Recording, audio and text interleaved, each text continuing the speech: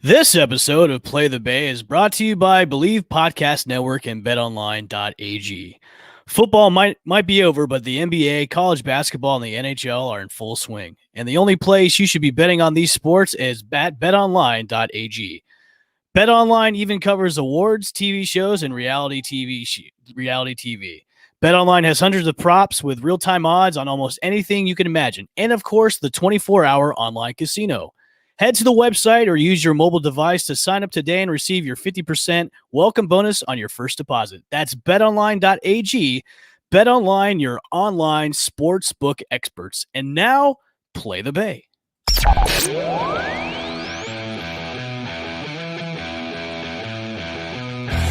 From Channelside Drive, where Lord Stanley Cup rests. Time ticks down! The Lightning win the Stanley Cup! Travel across the bridge to St. Pete to find our American League champs. And the Tampa Bay Rays have just won the American League pennant. And get ready to fire the cannons. Lob pass toward the end zone. Gronkowski, he makes the catch. Touchdown Tampa Bay. What a great grab by Gronk. Because it's time for another episode of Play the Bay. Play the Bay.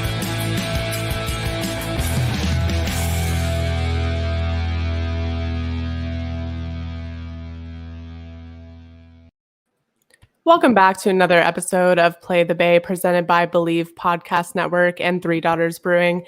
I'm Kaylee and I'm here with Evan and Chip. Guys, how are you doing today? Is that your IPA of the day? That is my IPA of the day. It is the Florida Orange IPA of the day. Yes, that one's actually fantastic. I have the orange as well. God, I can't What, even really? Yes. Man, I should have had one. Well, that's okay. There we go. I cracked it open real quick. That was the best surprise to me is how good that one was, because I feel like you can really go wrong with like heavy citrus, and that one's just perfect. I don't think I've ever had a bad. Well, yeah, maybe I have. I think when beers are brewed and they have like grapefruit in them, yes, they're too sweet, and I don't like it. I want to chuck them across the room because they're so bad. But this is like perfect, like the Florida Orange, which you should go and get yours today at $3 Brewing, as well as there are many other brews on tap. Go to $3 Brewing. Yes. Have you guys had what's it called? They're called meads. Yo, yeah, They're fire. I'm not going to say anything, obviously. Evan, go right ahead. There's a mead I drink. It's called Viking's Blood. Oh, I like it already. I'm a big fan of Vikings. Viking's Blood. So if you wanna have a night to yourself and don't really want to move anywhere, drink some mead, which is Viking's Blood.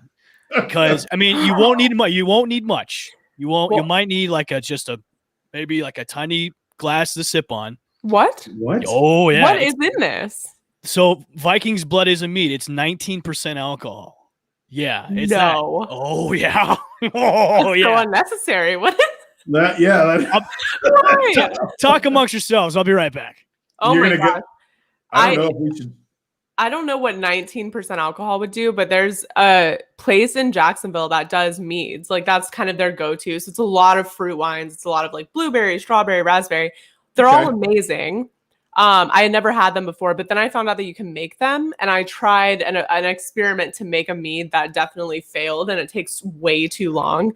But I think they were like 7 to 8% alcohol, not 19. So this is okay. That's it. Wow, that looks like that's beautiful. Yeah, it looks like the bottle of blood in Lost Boys were. Oh my gosh, 19%. If you guys can read that, 19% alcohol. Wow. I want to drink it out of one of those like horns. Oh, you know? Yeah. Well, I was gonna say a snifter glass, but hey, if you want to drink it out of a horn, that's cool. I mean, it's called Viking's Blood. That's true. Yeah. That's a good point. Yeah, if you just have a little bit of a little glass, pour yourself on, and then you're good to go. Viking's Blood is where it's How much does that cost? This was actually not that expensive. I think it was like $28 at Total Wine. Yeah, it wasn't that bad. Because I've had this bottle for a few months now.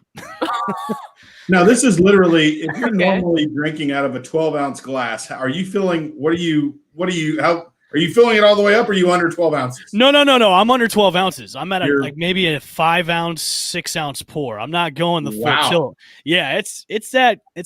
Yeah. That's insane. You'll get a nice little body buzz. You'll be in the good. You'll be dialed in, Chip. You'll be a Viking. You'll be a Viking. Yes. You're ready to conquer worlds and take over lands and ride in a gondola. Yeah, you'll be wanting to go and watch. You'll be wanting to watch Thor Ragnarok a few times and pray to the Norse gods. Yeah, that's how. Yeah, it's good stuff, dude. I'm okay. Good stuff. I'm a big fan of like Viking history and Norse culture, so I might try it just for fun. It'll get you right. Yeah. All right. Straight Viking blood show then one day. Yeah, we should all do Vikings blood and then try to host a show. That'll be like a bonus episode because I might have to like drink my beer real quick and then pour myself a glass of wine. I just want to see you develop throughout the podcast drinking. Okay, we're gonna talk Super Bowl. So the Bucks have Super Bowl this week, and they're gonna play the Giants this week. Yeah. And Josh Freeman is gonna lead them to the Super Bowl. Oh, God, that's that was it. Deep cut. I kid. Where do you guys want to start? Rays, Lightning, Bucks? We can start anywhere because we're in that weird time where nothing's really happening. The downtime and the uptime, kind of a ride you go on as a kid, and you're coming up that first hill and you think you're getting ready to fly down, but then you get higher and you just wait till free agency comes. So but it's okay though. You want to do baseball first, Evan, or what do you want to do, buddy? I kind of want to pour myself some Vikings blood. I'll say, well, let's go with Rays. Yeah, let's fire it up. All right, let's talk Rays.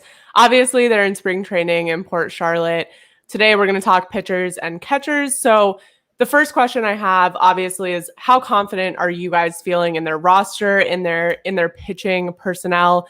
Obviously, they parted ways with Charlie Morton, Blake Snell, but based on the guys that they're going into spring training with, the kind of creativity they're looking for and what we've seen over the past 5 days, how confident do you guys feel in this pitching core and how they're going to perform going into the season? Are you waiting for me? Because I'm not waiting for you because I'm going to choose my words wisely. Oh boy, I love it when you do this. I am. Well, I'm not going to be like. This is low expectations time right here, Kaylee. You ready? I love it. I love low expectation, Evan.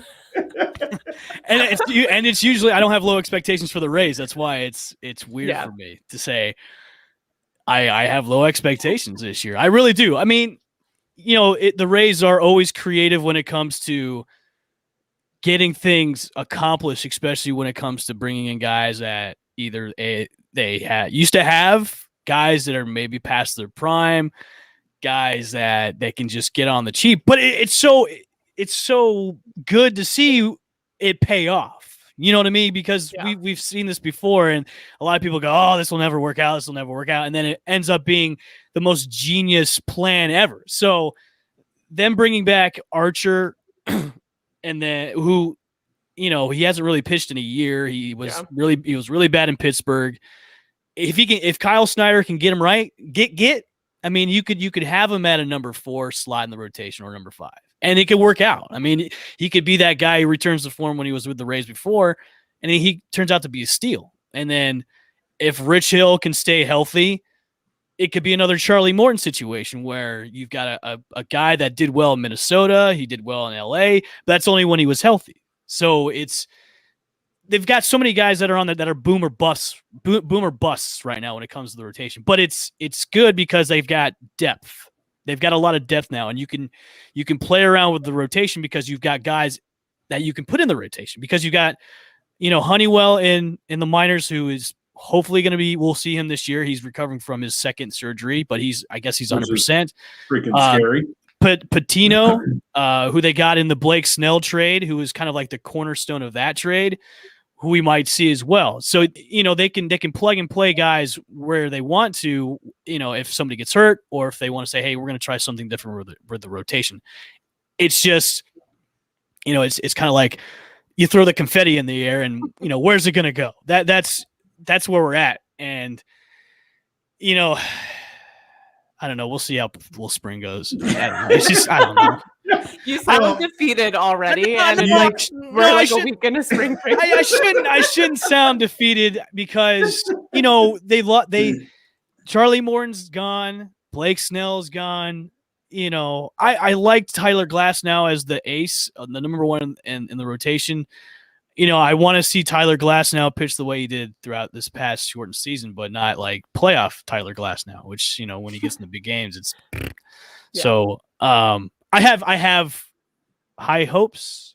If they get dashed, it's we'll go back to the drawing board. But I'm confident. I think this Rays team, I give them a B- for this rotation. B-. Okay. It's fair. I think that's and I'll agree with that. And I think you hit on, I mean, you covered the majority of the staff, so I'll just cover the guys, some of the guys in the other side. Waka came in from St. Louis, who's a guy who really can find his groove and has pitched in the playoffs and can be a productive pitcher. Same with Colin McHugh from the Astros. Yeah. Those are guys that can have the ability to throw.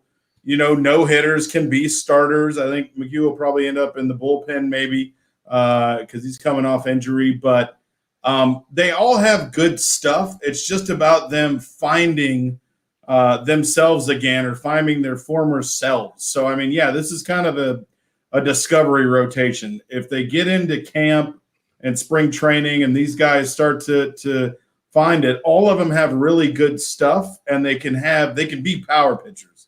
Waka can be a power pitcher.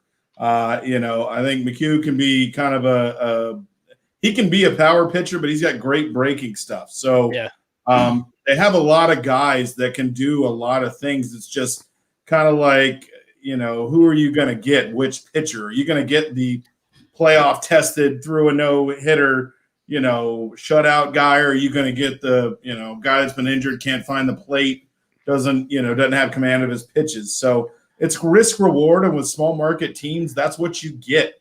You can't afford to go out and spend, $8 to $10 million on pitchers. So you get the guys that are coming off a year where the ERA was, I think, Waka's was like 7 at St. Louis. And it's the first time, or 6.5 or something like that. It was the first time in years he had been hit like that. So a small market team, you'll see what you get, but you have proven talent. And you have the ability to win in this whole rotation. Firm believer in that piece. I like. I mean, you got Yarbrough too, who is still in the rotation. He's a good guy. He's a good pitcher. You could put him at maybe the number 2 slot, maybe the 3. So I think it all depends on how Kevin Cash, is going to do his pitching rotation. Are they going to do an opener again? Are they going to have an opener out there for the 3 batters and then bring in the starter? Are you going to have one of the long relievers come in for the first couple innings and have one of your starters come in and eat the rest of the way? It kind of depends on what they're going to do. Now, the one thing I think we're all going to be kind of wanting to know is, are you going to let your pitchers go longer than 5-6 innings? Are you going to let them go? Are you going to let them go? I think Kevin Cash should go into this season going, maybe I shouldn't do the things I did last year when it came to my pitching rotation. Why? That team got so far. Why? I lost in the World Series. Yeah, but all the other situational would be dying to be in the World Series. Everybody, his management the entire way got you to the World Series. Do you really think that's going to change? I hope it does. It won't. I know it won't, but I hope it does. I want to see, and not to mention the fact he got Manager of the Year. I know. Yeah, okay. I think there's a lot of guys across all sports that could look at analytics and go in with a game plan and execute it all year. I think what makes you next level and wins you championships is being able to look at a situation and make a call based on what's happening in front of your face. And I think that's kind of where that really got away from him. So and he spoke a lot about creativity heading into spring training. So it'll be interesting to see what they come up with. But so far, it definitely doesn't look like they have anything set in stone, which could be good and could be bad, but hopefully is good, just given what we've kind of talked about so far. They have good depth. So I think any of these players, I think it really works to the Rays' favor because obviously we know they were injured and they got banged up really fast last year. We're put into spots where guys had to step in and do things they're not normally asked to do, but they've got proven starters with at least 5 or 6 guys. Now, granted, they're a little bit past their prime. Either they're coming off injury or they're, having trouble locating, but most of them have the arm stamina to go 5 or 6 innings. So you can do, if you want to do a closer for the first 2 innings or 3 innings, you can do that. or if you want to run a start. I mean, he'll have a lot more in his toolbox this year, I think, when it comes to that, which will help. I hope. Yeah, I don't think they're done making any kind of moves, because I can maybe still seeing them maybe go out and getting another bat for the offense too. I like the lineup. I like their projected lineup. I mean, you could put Austin Meadows at 1 or Kevin Kiermaiers at leadoff. You got Brandon Lau. You got Rakem Randy or Rosarina. You got the G-Man Choi with the stretchy legs. Manuel Margot. Joey Wendell. You got Willie Adames. I mean, I like that. I'm confident in the lineup. I like the lineup. Yeah. And truth be told, we may see Wander Franco come up this year. The number 1 prospect in the league right now. Wander Franco could come up. So I like their projected lineup more than I like their pitching rotation right now. And that's usually the other way around. Is I usually hate their lineup, but I love their pitching rotation. So it's like flip-flop this year. You're returning a lot of players, key players, obviously from last year's team, but where you were obviously really hurt is the starting rotation. So they backfilled as best they could with the money they have. And like we talked about before, this is a team with a window. You know, you have a window. You have like 3 years to really kind of hold the team together. If you're a small market team, maybe even less than that, because you've already seen what happens as you lose guys that are obviously valuable. And Morton and Snell obviously are very valuable pieces. So I have a question for the both of you. Ooh. It's a good question. Oh. Speaking of windows, do you think that window for being a championship team has closed after last year? Do you think it's maybe they're going to kind of falter this year? Like last year was obviously it was a shortened season, but do you think that Rays team of 2020, that door has now been shut, and you don't think this team could maybe go back to the playoffs? Are they even wild card worthy this year? Chip, go ahead. I mean, you kind of let's look at. I mean, and I don't know. I don't have that in front of me. How many wins did Morton have? 12, 13? How many wins did Snell have? 12, 13? So, I mean, you're looking at maybe a deficit of, 20 wins, maybe 30 wins. I know. So, yeah. I mean, honestly, is the window closed? No, I don't think it's closed, but you got to look at you're limited in your market for what you can do because of your size. So you can't. I mean, the window definitely, I think, got smaller because you downgraded in one of the most important areas, pitching. What do you think, Kaylee?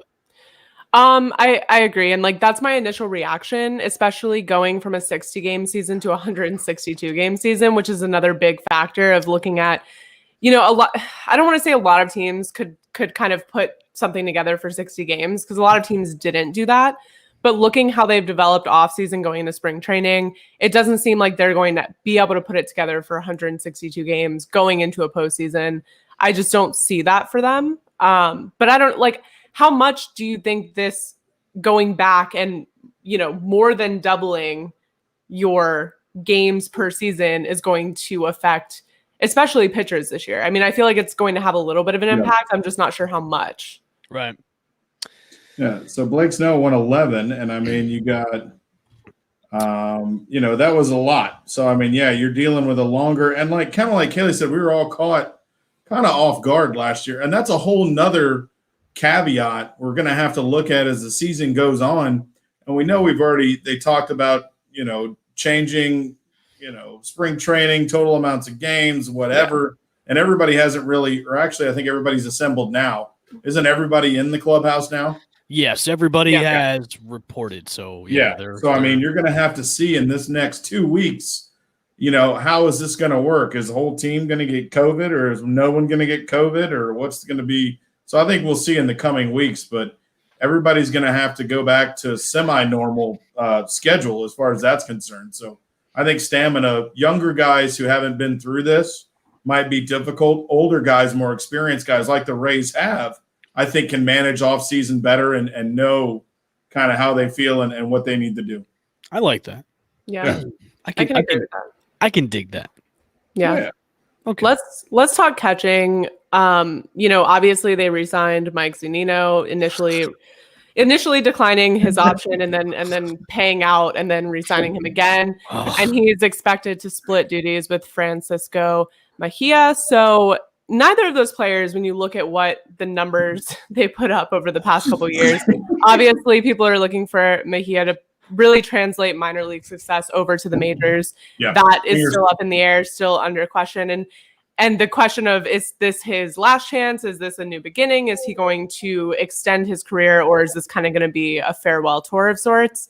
So how are you guys feeling about catchers? How are you guys feeling about those guys in particular? And as far as where do you think this season is going to go for them?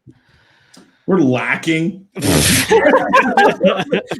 I mean, obviously. Zunino obviously is a dependable battery mate. So he's a guy that you can put out there, and he knows the staff-ish, even though we got a lot of new pitchers. But you're going to know what you get defensively. Offensively, he showed glimpses, and they were just like 2 to 5 game glimpses of like having good excerpts of hitting, and then came through with 1 home run in a playoff game.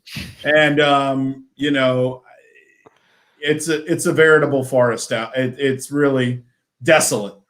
We need a young player. We need some young talent, or maybe we sign somebody else to come on too. So it's all because of to throw up. I can already tell. So I'm just going to be quiet. It's all because of damn Buster Posey. That's why. The Rays were supposed to draft him a long time ago, and they passed on him. And ever since, like, the Rays have not been able to get a catcher. Like, the Braves have been pretty good beneficiaries from the Rays. Well, good for you. Yeah, Travis DeArno. Great for you. Just saying. Way to rub it in my face there, pal. No, just a comment. That's all. I can see why they brought back Zunino, not for his bat, of course, but his way he worked with the pitchers last year. I mean, he's great behind the backstop. Just his bat's just so bad. It's every time he gets up, it's just like you are a catcher. You should be able to hit something, because all you deal all day with is pitchers, for God's sakes. And Mejia's not much better. I mean, he was a prized prospect at one point in the Padres farm system, but he's almost as bad as Zunino. I have no confidence in this backstop tandem whatsoever. I was really upset when they let Ronaldo Hernandez go on the most recent trade that they have. I look at this and I say the catching for the Rays is like a bucket of yuck. It's a bucket of yuck. A bucket of yuck. I look at it as great. We've got good defense, but when it comes to playing, dependable, he's a straight shooter. But when it comes to the runs and hitting, it's just like I'd rather have a child out there trying to catch. And I'm gonna say it, but I have no confidence in this. I have no confidence in their catchers whatsoever. Thank you, Vic. More like a bucket of suck. Vic knows. A bucket of suck. He knows. Vic knows. Vic is real. I love Vic. Vic's on Twitter a lot. He's really campaigning for that Gronk jersey, so we may have to give it to him or not. We'll figure that out. We'll figure that out by the end of the show. Yeah. We got a little bit. So we got a little bit of time. But I just like the catching position has always been the weak spot of the Rays. Like each and every season, it's been just weak. It's been weak sauce. When they had Travis DeArno, that was a good catching guy they got for cheap. But other than that, it's been weak sauce, and that's what I hate. It's just like give me a homegrown catcher, which you guys can never ever get. You guys can have pitchers all day, but you can't find a damn catcher. I'm done. Wow. Let's move on. Wow. And on that note, let's move on. And I haven't started to drink Vikings blood yet. Just let you know. Not even yet. Not even yet. So not even yet. I might have to. That was all just Florida Orange IPA, Evan. If I pour it into my beer can, is that okay? Oh God! Why would you try to hurt yourself like that? I don't want to get up and get a glass. Oh boy. Okay. Well, yeah. I mean, we'll laugh. I mean, that's fine. But we support you 100%. I support the move. I mean, if I can get the support from you two, that's all. Yeah. That's all. That always. I'll back you. You always have that. You always have that. I've been loopy today. I don't know if it's the weather because of my allergies or I took allergy medicine this afternoon, but I'm in rare form today for some reason. I don't know why. I have too. I feel you. Also, shout out to Michael Waka before we move on from the Rays, because his brother Lucas played for the Vipers. Shout out. Shout out. Nice. So fun tidbit. If the Vipers return, we will talk about that. But yeah, so let's move on to the Tampa Bay Lightning, who had quite a rough patch. Lost little 3. skid. A little skid. Yeah. Little skid. Losing 3 of 4 coming into last night. Obviously, they were able to get a 4-2 win over the Hurricanes, but that's really helping them get back on track. And they talked a lot about kind of going back to the basics. That's what you heard Cooper talking a lot about after the game. But they lost 2 to the Panthers, 1 to Carolina. And, what are you seeing from the Lightning so far? Give me something that's promising about the Lightning based on last night's win, but then also give me something that worries you going ahead in the season. I mean, I think the power play is something that's always been, it seems to be going well. I know that was worrisome. I haven't tuned into a ton of hockey because football's been so freaking fantastic this year. So I do not know the statistics, but I know the power play is something that you always want to be able to capitalize on. And obviously, if you're scoring 6 goals, you're doing something right. So offensively, looks like that's good. They came out and played playoff hockey last night. Like, were their arms flying? Were their it was like shoot, scatter, shoot. It was like came out like it was almost like a machine gun that was coming out. Really? It was like, oh yeah. That's what was missing for that past skid was the aggressiveness that we saw last night. The energy level, the tempo was up. And I think Coop said this in the press game conference, like, look, you're going to hit those skids, man. You're going to have those times where you're going to lose a couple. And that's, it's normal. But with this whole way the schedule set up is you're going to be playing these teams multiple upon multiple times. So now, and it's with the Hurricanes always give the Lightning trouble. I mean, we've seen this in the playoffs the past couple of years. Just last year they got over that hump from being eliminated in the first round the year before that.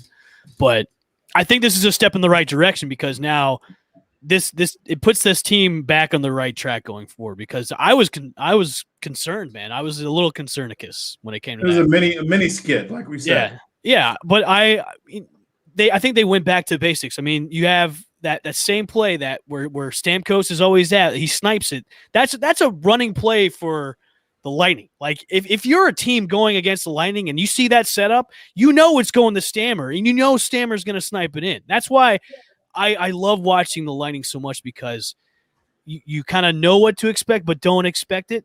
It's like, okay, they might go this way, but they're going to go back that way. That's what I like about this team the most. But I have confidence. Like this is a step back on the right track. Let's get the Stanley Cup training going again, man. I can't wait till next couple of weeks because then fans can go back at Amalie Arena and watch the games. So yeah, no, that's exciting. What's the time frame on that? They said March, so a couple weeks. Are we gonna get those VIP tickets again?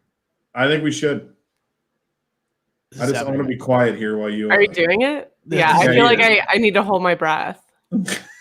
Such a intense operation going on. There you go. That's it. That's all you're drinking. Wow, that was like 3 ounces. That was like a shot of NyQuil you just poured in. I'm terrified of this substance now. Kaylee, you should be.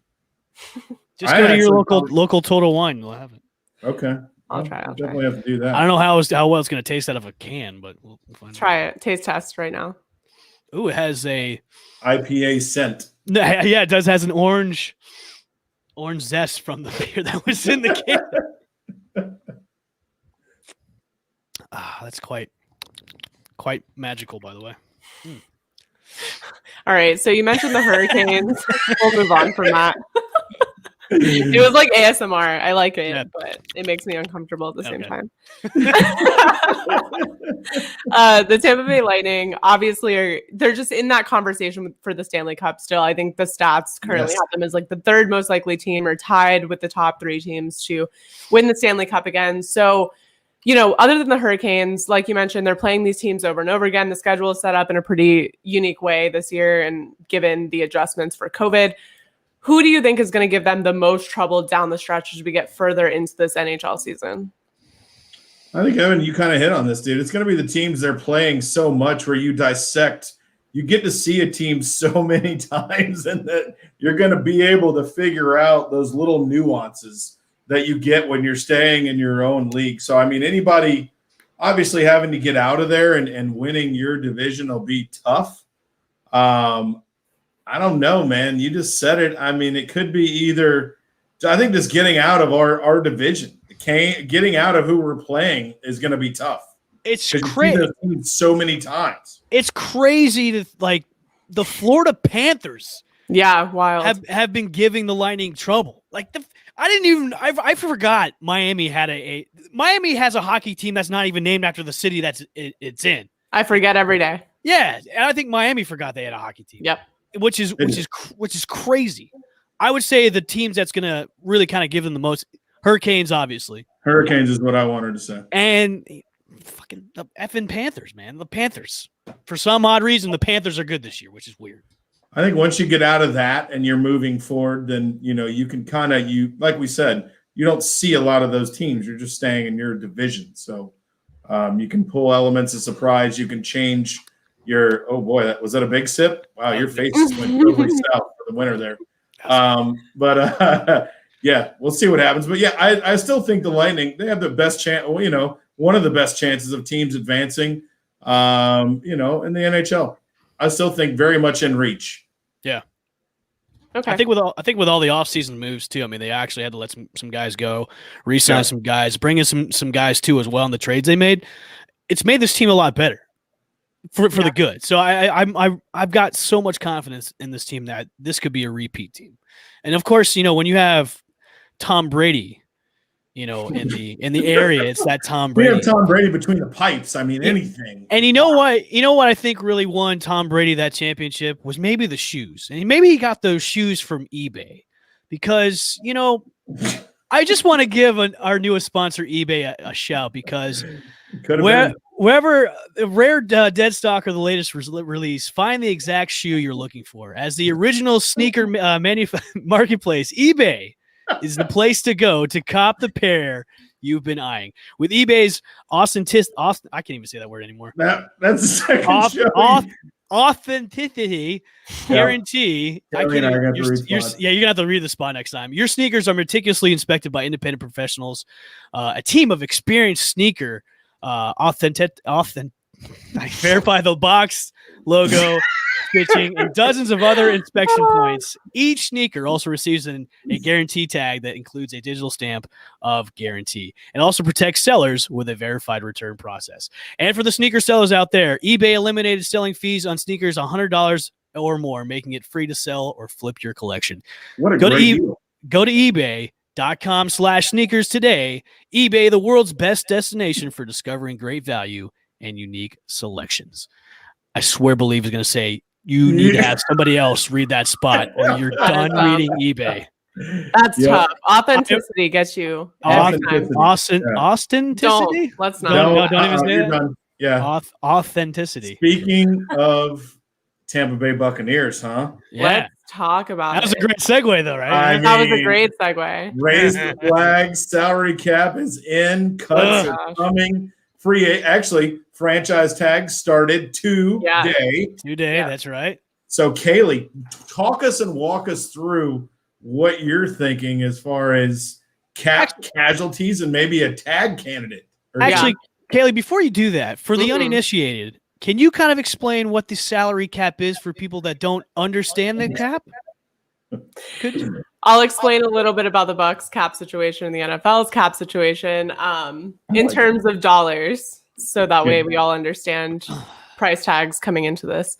So the league has announced that the minimum is going to be a floor of $180 million. Obviously, that depends on pending broadcast deals and other revenue streams that the NFL has coming in as they renegotiate those deals. But it's unlikely to go up much more, just given what we know about the TV ratings and other kind of opportunities that COVID really put a damper on in 2020. So sticking to 180 million as a fair assumption, maybe right over would be probably the best way to go. But for the Buccaneers, the estimates right now range anywhere from 13 million to 30 million in estimated cap space. $30 million being on the higher end, probably a pretty generous estimate, given by ESPN of all people. So it's likely to be somewhere 20 to 25 if I had to guess, but it's pretty interesting because you look at the Bucks and these guys that they probably could have signed, like this top talent and top league talent that 2 to 3 years ago they could have signed for cheap and gotten on the low. Now they really have to contend with 32, 31 other teams in this league to retain them, just because now they're in the spotlight. They won the Super Bowl and they're trying to keep between 5 and 6 of these guys together based on what Bruce Arians has said. He keeps repeating that 5 to 6 number, which gives me an indication that there are a couple guys on this list of free agents that are not necessarily highest priority. And those guys that are the top names here, Shaq Barrett and Ndamukong Suh, Leonard Fournette, Chris Godwin, Antonio Brown, Ryan Succop, Rob Gronkowski, Levante David. So that's 8 names. They're looking to retain between 5 and 6. 6 would probably be generous, but that is the number. And if anyone can do it, Jason Light can probably do it, just given his past in finagling contracts. Kaylee, I need to ask you. Okay, so they've got so many free agents that it's kind of like split offense and defense. If you're Jason Light and you're Bruce Arians, you're the Glazers, and their financial guy's a wizard anyways, as it is. I forget his name. Yeah, for sure. What do you, when you're looking at the situation now going into the season where you're trying to go for 2, you're wanting to win another Super Bowl, you want to bring all these guys back, but obviously there's going to be a couple of guys that you're going to have to say, look, we can't afford you. Best of luck to you. Free agency is probably going to be good to you.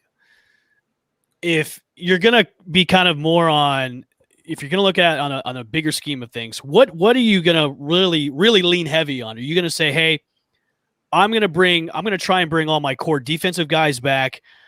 Or am I going to say, hey, my offense is my biggest priority? Or are you going to say my defense is my biggest priority? Which one of those two is your main focus if you're Jason Light right now? Yeah, I think if you have Tom Brady locked in for a year, I would really focus on this defense, because the guys that are defensive free agents are really scary to lose. Any one of those guys, losing them is going to be a huge hit, and you're going to lose one or more of them. But I think when you look at postseason, the offense put up fine numbers. I mean, Tom Brady put up fine numbers, but the offense did not win them those playoff games, did not win them the Super Bowl. The defense really put them in a position to win and kept them in it. And we saw that the Tampa Bay Buccaneers team leading up to week 12 and 13, when they went into their bye week, was very different than the Buccaneers team we saw coming out of the bye week, heading into the playoffs, and then obviously dominating in the Super Bowl. And that really is just a change in the defense. It's Todd Bowles switching up some guys, letting them play to their strengths, really kind of switching up that defensive scheme when necessary and really playing to his opponents. So I think when you look at who's most important here, it's the defensive guys. The bad part is that those are the more expensive guys right now. And that just comes because you have a lot of these 1-year deals. You've got a lot of these friends of Tom Brady that are on the offense. And the defensive guys are the hardest pieces to put together in the puzzle because they are worth so much, obviously, just given their performance. So those are the guys that you need to focus on keeping. Now, I think you're going to lose some of those guys and you're going to retain some of those guys. And now it's just figuring out which is more important. Out of the defensive free agents, who do you think is going to bounce? Who do I think is going to leave? I think Shaq Barrett's gone. I want him to stay. I think he wants to stay, and he's kind of been adamant about wanting a long-term deal. I think he knows that it's smart for him to return. I think everyone in this organization has a win now mindset. That's what they had coming into the season. It's very short term. They're trying to go for 2. But I think he also understands his worth. And when you look at his potential for a contract and what he's probably going to get offered from other teams in this league who really need someone strong at that position, I think his contract alone is going to take up most of their available salary cap, if not all of it, just given how it shakes out once all is said and done. But I think he's out if I had to go with my gut on that one. So I think that's the one defensive guy that's going to bounce. I think it's unfortunate, and we all know just from the game itself, we just now talked about the baseball windows. So you have teams that make your big push, but Kaylee, kind of what you alluded to, the Buccaneers had some great players back in the day, Levante David, some guys that were coming up that they chose to kind of, short not long contracts, but 1 or 2 year deals, and just kind of try to keep everybody together. And when they finally got everybody together, yes, they won a Super Bowl, but now you have some of your premier guys that are in the mix and they're leaving or have the ability to leave all at the same time. I think defensively, either Levante David, Shaq Barrett, and I think if you had to make a worth or an equal guy, Godwin is the other one. Those are your big pieces, all three of those, I think. And on defense, you have, 3 linebackers. You have White, you have David, and Barrett. So, I mean, you can, if you're going to pick from a spot, and like you said, Kelly, defensive, those positions cost more than a franchise tag on a wide receiver, then you're probably going to lose one of those guys.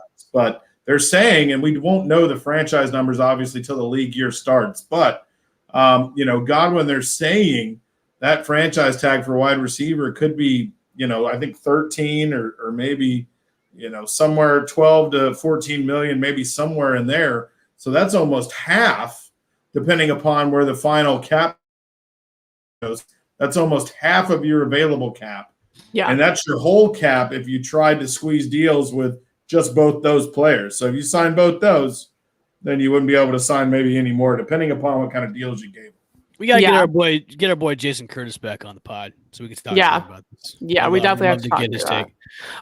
I look at this as almost the Bucs they're really in a good spot, because even if some guys are not able to come back, you're going to have veterans that are going to come down and say, "Hey, I will take less money to come down to Tampa because I'm chasing the ring." You know what I mean? Yeah. And there's even veterans on the team right now, like Sue, Mike Evans, even Tom Brady. They're like, "We want to restructure our contracts." I'm sure Gronk is going to be like, "Listen, I'll take less money to stay here. I want to stay here." Yeah.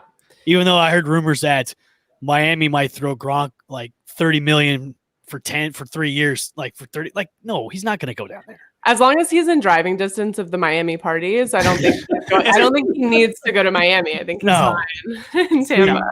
Dude, what I can't understand though, and I totally agree with your point, but the definition of less money is kind of skewed, because you gave Gronk $8 million. 10 last year. 10 million. 10. So okay, fine. So say you're going to give him $8 for 1 year. Well, that's a third of your cap space. So that means you're going to have to kick Godwin, or you're going to have to kick Levante David if you give him that much. Yeah. So, I mean, guys are going to have to take 20, 30, 40% pay cuts to even have that be remotely close. But Chip, if they're willing to do that to chase another ring, why not? I mean, Brock will have to take 5, and Stu will have to take like 3. I think especially with the veterans who have nothing left to prove and just want to win rings. I mean, if those guys are willing to take that pay cut, I think they're willing to do that just to chase another ring. I mean, you got Tom Brady for this next year, and then beyond that, we don't know. I mean, he's already kind of teased that he might play till he's 45, but we don't know. Yeah. So if you're the older guys on the team who are still playing at the top of their form, let's be honest with you. Yeah, but who is that though? Sue. Okay. So what? I don't even know what he made last year. I think he made 8. He made 8. I think he made 8. So okay. So you're still gonna pay him. Say if you pay him 4 and you pay Gronk 5. Let's say he cuts the salary in half. That's 9. If you're only getting, we said near low 20s, maybe towards top 30, towards 30 million. Which that's probably not it. That's 30% of your salary cap. Right. You can sign 1 Godwin, or you can sign 1 linebacker. If you sign both those guys at 50% deals, that's what you can do. Kaylee, can you look? Who's going to really be? I mean, you can look at guys like Cam Brate, who I think is making 6.5. Next year. He's probably going to be expendable. You're going to have to look at him and go, if we really want to keep Gronk. Or they can look at the O.J. Howard situation that they have, and is, okay, are we going to look towards the future, or are we going to look at the present and try and win another one with these guys? So, they have to make a decision there. Do you think Cam Brady is going to be one of those guys that's going to be saying bye-bye to Tampa? Yeah, and I think that is going to – his name has been connected to a lot of trade talk, and I think that could be really possible, just depending on where these free agents end up. I think he's going to be kind of that chess piece that can be moved around and really used to kind of drive some of these trades. And lucky for them, he had a decent season and his name was out there. So he should be at least somewhat of a move for some of these teams that are looking for a guy like that. But yeah, I think that's the thing is, are they looking for the future? Are they looking for now? And I think right now they're in a unique position because most teams going into free agency, they're not only evaluating their free agents, they're evaluating the free agents around the league to fill those gaps with veterans or guys that have that NFL experience. And the Buccaneers really just aren't looking that far out just because they don't have to, right? Like they've got everything they want. They just have too much. And I think when you look at the success of their team this year, it really wasn't, you didn't need all of these guys. They were just nice to have. And so they have to determine what's a necessity and what's nice to have. And I think it's going to be tough because when you look at guys like Gronkowski, you look at guys like Antonio Brown, like they're nice to have, but did they need to be there? Like, would they not have won the Super Bowl without either of those guys? Like, it'd be really hard to convince me that if you take those guys away, they wouldn't have still won a Super Bowl. And I know that they made big plays here and there, but like, Tom Brady is just so much about driving who gets the ball and who gets the ball when. It's less about their ability, even though they're extremely capable and able athletes. It's less about their ability and more about where does Tom Brady want to put the ball, right? So I think you'd be hard pressed to convince me that either of them made such an impact on this team that they have to come back and they are a necessity for winning another Super Bowl. I think they're going to come. I envision them both coming back just because they're Tom Brady's guys. Gronk is not going to play without Tom Brady. Antonio Brown would be pretty tough to find somewhere else, just given his off-field issues. And I think Tom Brady is probably the only person that can keep him in line at this point, and not even really at that point. But is AB still living at his house? I have no idea. I know. Now we have had Mike Evans did restructure a bonus. Ali Marpet did restructure a bonus. So you're already looking at almost $6 million that has been structured, I believe, currently right now. But as of right now, no one else has restructured any cap room. Brady right now is 15% of the overall cap. I think these guys are still celebrating their Super Bowl win. Even though I know Brady's back to work already. He's already training. And I think Super Bowl Lenny is back to training already too. Well, yeah, and that's an interesting one too. Is I think guys like he's gone. But in guys like Ndamukong Suh, guys like Mike Evans, like they might come in, restructure their contract. The simple fact is, unless every single one of those guys and more restructures their contracts, you still cannot bring back all of your top pieces. So. Yeah. You know, I think, and when you look at Leonard Fournette, like he's a guy that I just don't envision doing that. Just we have a good idea of who he is as a person, not bad, not good, it's pretty indifferent, but it's just, I don't see him necessarily taking less money. I think now he's set up in a better position than he was last offseason to go out and get a contract. I could see him end up somewhere like Pittsburgh, end up somewhere like Kansas City where they need a little bit more reinforcement on their run game, ending up somewhere that is going to pay him just above what the Bucs would, right? Like no team has to get crazy and pay Leonard Fournette a bag to come play for them, but they will. They will overpay for him. And they'll do the same thing with Godwin. And like, as much as it seems like Godwin is going to be part of this team next year, I'm still under the belief that probably won't happen, just given the fact that I do see a lot of teams like the Jets, the Dolphins, the Patriots. Like there's so many teams that just need that one wide receiver. They just need that one guy that's going to come in and outperform who they have on their roster. And a lot of those teams are going to be willing to overpay for it and show up and put those offers out there. And as much as Godwin has said he wants to stay in Tampa Bay, like these guys want to get paid too. And I think Godwin and Leonard Fournette are two guys where you're going to have teams coming in, overpaying, and getting them out of Tampa Bay. I think Godwin should stay. Miami's going to be a team on the up, dude. I love him keeping his Florida area code, dude. You drinking that Dolphins Kool-Aid, bro. I know. But I got to tell you, when you look at them as a team, and we digress for a hot second, multiple first-round picks, multiple second-round picks. Yep. There's a core group of players. Chip, they're a fourth quarter quarterback away from doing something. I don't trust Tua. I don't trust Tua at all. See, God, it's one. What is everybody? Is a franchise quarterback found in 1 year nowadays? Sometimes it is. You're crazy. Sometimes I don't People trust. People are very impatient now in the NFL. Even 1 year. It's the millennial generation. I don't trust. That's changed. I feel like we saw that all year where people, and like over the past couple years where it's just, you used to be able to like let those guys play. Like you forget how much struggle some of the greatest quarterbacks face at the beginning of their career, because they would go like 4, 5, 6 years not really doing anything, not winning games, not going to the playoffs, and then all of a sudden they become great. But people forget that, and now quarterbacks are out. And I feel like Tua's gonna end up moving. I'm just interested to see if and when that happens and where he goes. But I think the Dolphins are already exploring other quarterback options, which is wild to me. Well, so I agree with you, Kaylee. Man. But when you're picking in the top 5, you should be looking at other quarterbacks if you're not happy. Now, granted, I don't think 1 year you can't judge a guy that came in for an injured guy and didn't get a full. I mean, dude, you just can't. Sam Darnold is going on his 5th year, and I'm telling you right now, I still think Sam Darnold has something left. Yeah, see, I agree with you on that because I agree because he's in a bad situation with a bad coach and bad offense altogether. I agree that if you put Darnold in the right situation, he could probably do well. I agree with you on that.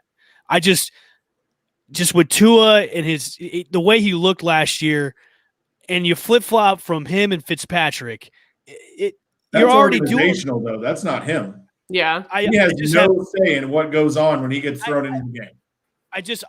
Going into year 2, I still have no confidence in Tua Tagovailoa. I don't. And dude, if they draft a Alabama wide receiver in the top 5 to go with Tua that he's played with, stop the press, boy. Nope. Because he's already played. It won't do any good. Why? Alabama quarterbacks have historically been proven they do not do well in the NFL. That's fair. That's fair. I also just think, though, that no one's willing to go 100% into anything, right? Like, no one anymore is willing to build a franchise around a quarterback.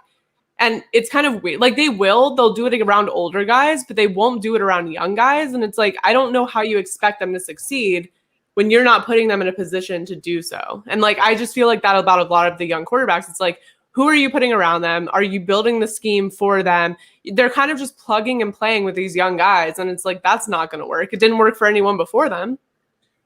There's an exception to the rule with Joe Burrow, though, because and it had terrible offensive line. Offensive line. Well, still, but he showed that he can do a lot with less. Like, he had a terrible offensive line, not much weapons, but like the way he was getting a better record than the Bengals. But it shows that it shows that Burrow could do with what he had and it wasn't much. But Tua, Miami had a decent offensive line. I look at these two guys and they're so total on the spectrum. Like, Burrow is. God, yeah. Well, quarterbacks they are.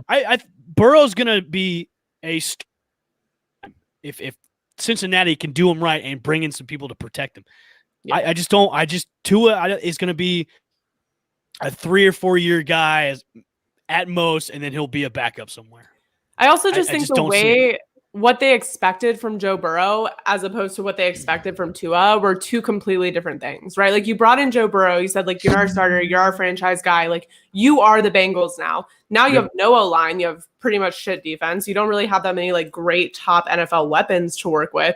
So I feel like what we saw from Joe Burrow was obviously fantastic. He's a really talented player and he's going to be great. But also, like, they were expecting him to throw 60 passes a game. You know what I mean? Like, they were expecting him to do things like that, where I don't know what the goal was in Miami. Like, I don't think that they had Super Bowl on their mind. I don't think that they had anything but, like, rebuilding the culture and getting things in order for next year.